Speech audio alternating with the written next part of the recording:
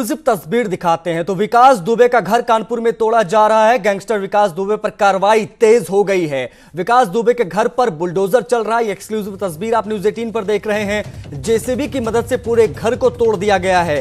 कल कानपुर में पुलिस के 8 जवान शहीद हुए थे। विकास दुबे और उसके गैंग के साथ ये मुठभेड़ इसी गांव इसी जगह पर हुई थी, लेकिन कल जो एक आलिशान महल खड़ा था वो अब खंडहर में तब्दील हो गया है। बुलडोजर की ये तस्वीरें हम आपको दिखा रहे हैं। चौबेपुर के बिकरू गांव में आरोपी विकास दुबे जिससे पुलिस की मुठभेड़ हुई थी और उसमें पुलिसकर्मी शहीद हुए थे, उसका ये मकान गिराया जा रहा है। मैं कैमरामैन से कहूंगा कि ये जरा दिखाएं कि किस तरह उसकी इमारत को यहाँ पर बुलडोजर से पूरी तरीके से ध्वस्त किया जा रहा है। कहीं ना कहीं आर्थिक रूप से उसको जो है ध्वस्त बिल्डिंग को किया जा रहा है, उसको आर्थिक रूप से छोड़ दी जा रही है, क्योंकि उसने जो कृत्य किया है वो काफी काबिल नहीं और पुलिसकर्मी लगातार मामले में रोष में है। और अब जाकर के ये पूरी इमारत गिर जा रही है, पूरी इमारत ढह गई है।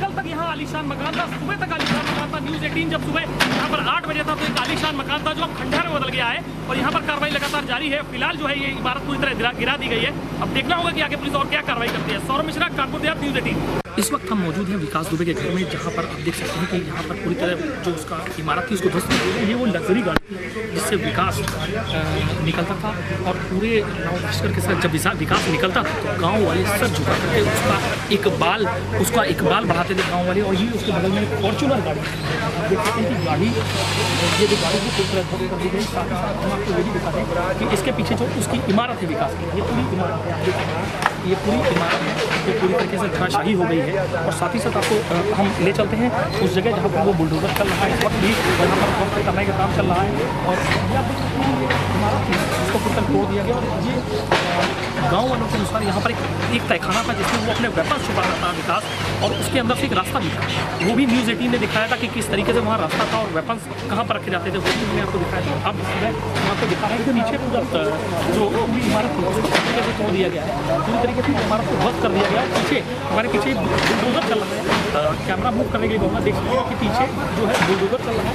और अभी भी जो इमारत का हिस्सा है ये वही इमारत है, वही कच्ची इमारत है जिसे तोड़ा जा रहा है। इसी इमारत के अंदर से वो तहखाना था, वो गुप्त रास्ता था, विकास कहीं भी भाग सकता था, जिसमें विकास अपने सामान बढ़ सकता था। जेसीबी से पूरा सब कुछ ध्वस्त किया जा रहा था। तो कहीं ना कहीं इस पूरे मामले पर कहीं कि पुलिस का जो ये जो पुलिस समय फ्रंट पे है वो एक संदेश देने की कोशिश कर रही है कि अगर पुलिस पे हमला होता है तो पुलिस किसी भी तरीके से अपराधी के खिलाफ इतनी सख्त कार्रवाई करेगी कि एक नज़ीर बने कि कोई पुलिस पर इस तरीके के हमले की दोबारा दुस्साहस न करे। कानपुर देहात से सौरभ मिश्रा, न्यूज़ 18 के लिए। तो हत्या आरोपी विकास दुबे पर कार्रवाई तेज हो गई है। तस्वीरें आप लगातार देख रहे हैं किस तरह से वहां पर मकान को तोड़ा गया, किस तरह से गाड़ियों को ध्वस्त कर दिया गया। हमारे सहयोगी सौरभ मिश्रा हमारे साथ लाइव जुड़े, उनसे बातचीत करते हैं। सौरभ, तस्वीरें दिखाइए कि क्या स्थिति है फिलहाल विकास दुबे के घर की।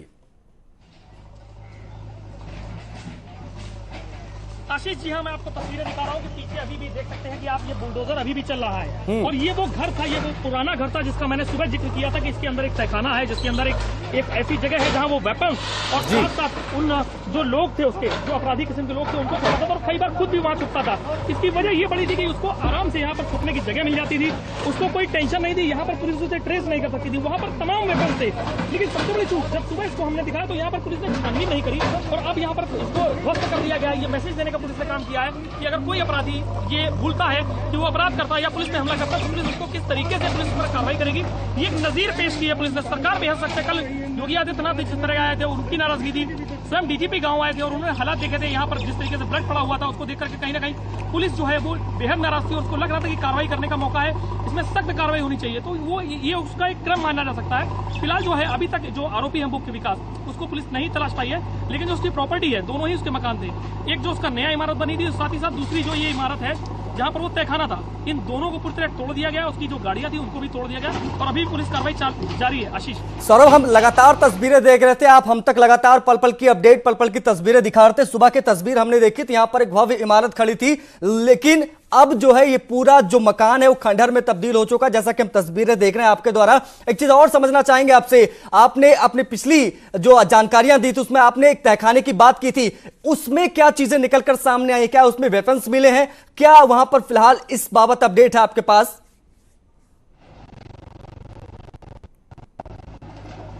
देखिए, उस तहखाने को लेकर के गांव में एक चर्चा का विषय था। जो गांव के बुजुर्ग लोग थे उनका कहना था कि अक्सर जब विकास उनके साथ बैठता था तो वो कहता था कि अगर आप लोग नहीं मानेंगे तो हम आपको तहखाने में बंद कर देंगे। गांव में उसकी बेहद एक ऐसी दहशत थी कि उसके खिलाफ कोई आवाज नहीं उठाता था और वो जिक्र करता था। तो गाँव के लोग हैं, विकास पर कार्रवाई हुई तो उन्होंने कि यहाँ पर एक तहखाना मौजूद है।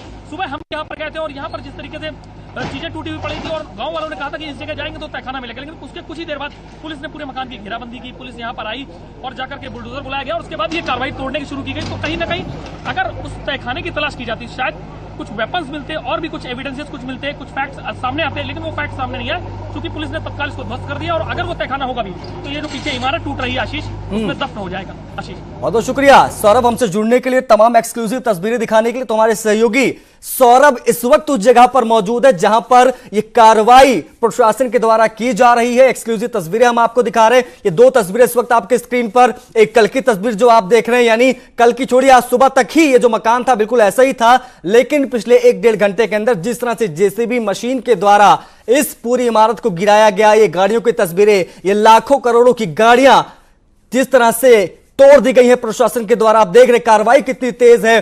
पुलिस की लगातार टीमें दबिश दे रही हैं विकास दुबे की खोज में, तलाशी में। कल पुलिस के 8 जवान शहीद हुए थे। विक्रू गांव की तस्वीरें हैं जहां पर विकास दुबे का यह घर, कार्रवाई वहां पर तेज है। लगातार वहां पर दीवार को गिराया जा रहा है, पूरे मकान को ध्वस्त कर दिया गया है।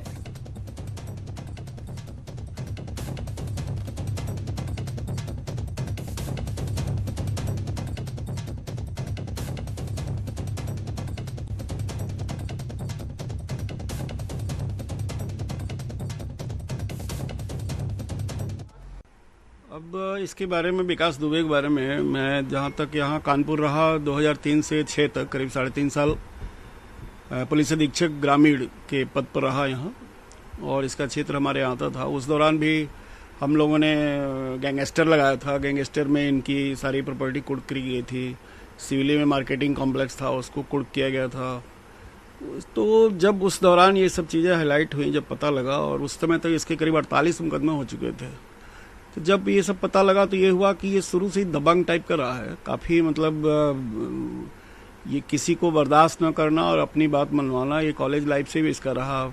छोटा मोटा इलेक्शन भी जीतता रहा कॉलेज वॉलेज में, और उसके बाद धीरे धीरे पॉलिटिकल भी शेल्टर लेने लगा था, क्योंकि ये किसी न किसी पार्टी से अपने को अलायंस में रखना ताकि प्रोटेक्शन मिल जाए, और धीरे धीरे छोटे मोटे पद पे अपना चुनाव भी लड़ने लगा था। लेकिन इतना ये इस टाइप का था कि अगर निपटना है तो निपट लेगा। ये जो होते हैं उस टाइप के कि ये लूट और छिनैती वाला क्रिमिनल ना होकर के ये दबंग और प्रभुत्व बनाने वाला क्रिमिनल था, जो किसी को भी किसी लेवल पे दबाना चाहे तो दबा सकता है। तो रिटायर्ड डीआईजी थे जो उस वक्त पर वहां पर एसपी ग्रामीण हुआ करते